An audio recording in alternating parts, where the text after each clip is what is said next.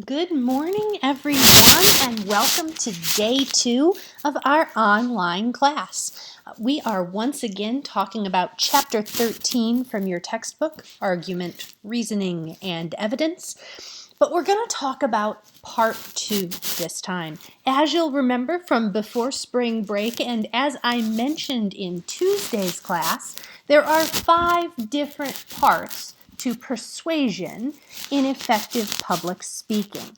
We obviously dealt with persuasion theory, understanding what makes persuasion happen, before class went online before spring break.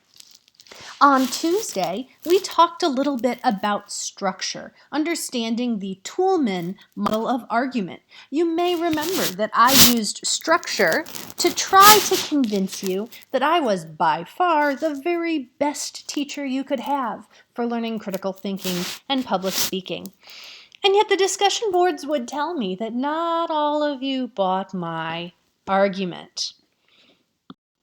You just don't buy it yet, right? Why?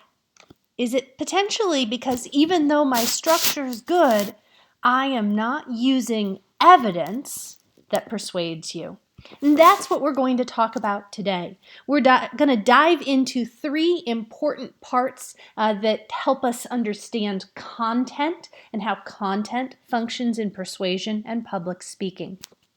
We're going to watch a few videos related to content, do an activity with a partner online that helps us think about and deal with logical fallacies, and then we're going to talk a little bit about how you can access content to make your own persuasive arguments to the 3 different audiences you'll be speaking to about your various topics. Ready? Let's jump in.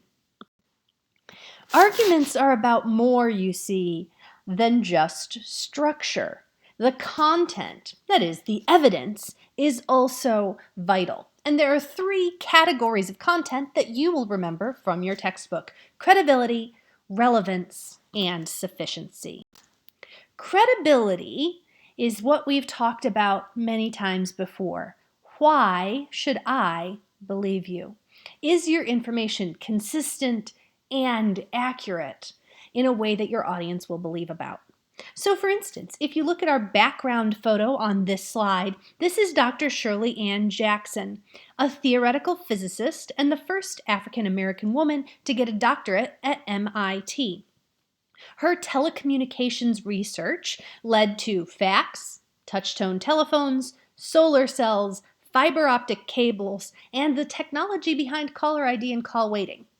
She is obviously an expert on telecommunications. However, could you cite her as an expert on how people feel when they have to communicate online instead of in face-to-face? No, of course not. She is not an expert on human feelings about technology just because she's an expert on the foundations and the technical aspects of technology. This brings us to 3 of the important things that we need to understand about credibility.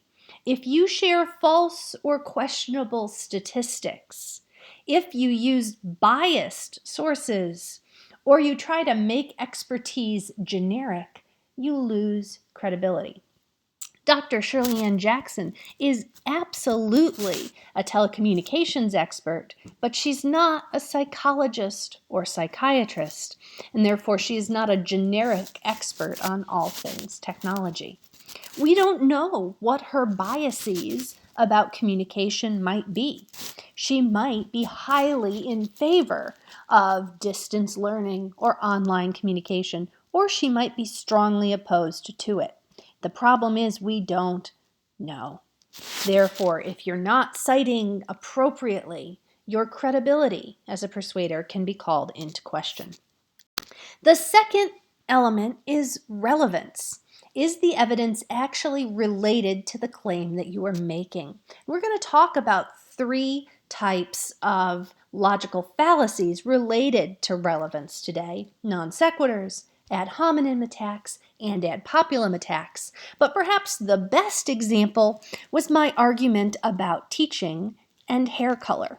You didn't buy my argument because all of my claims were irrelevant to your understanding of what was important about the argument itself. My evidence was a non sequitur to my claim. And then finally, sufficiency. We've talked about this a little bit before. You'll remember when we watched Ms. Chimamanda Ngozi Adichie's discussion of a single story and how dangerous a single story can be. That's an inadequate sample size. It's also known as a hasty generalization fallacy. For instance, if after taking only these classes online this semester in the middle of a large national problem, you were to say all online classes are awful, we would say that that is a hasty generalization. You haven't taken all online classes, and hopefully you wouldn't think mine was awful, but if there are things that are, you can always let me know. Again, these go to, do you have enough evidence, relevant evidence, and credible evidence to help your audience believe what you believe? Are you using the material to connect with your audience? Next, we are going to move on to doing a couple activities today. All of these will be on your D2L page. I am, of course, available if you want to talk in person, and I look forward to hearing your thoughts on your own speeches and about logical fallacies more broadly.